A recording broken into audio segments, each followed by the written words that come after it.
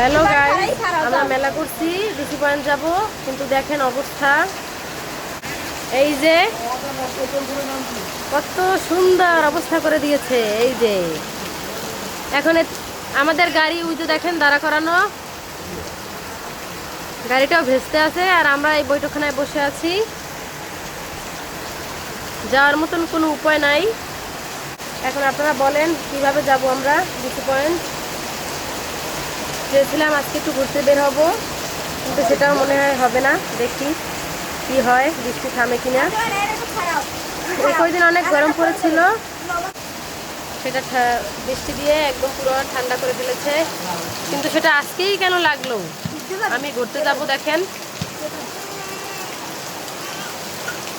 এই যে দেখেন, এই আমার মেয়ে রেডি হয়ে বসে আছে, ঘুরতে যাবে, কান্না করতে আছে। তো ওই যে দেখেন আমাদের হাঁসগুলো ওখানে ভিজতে আছে, গোসল করতে আছে। ওই যে আমাদের মরিচ বাগান,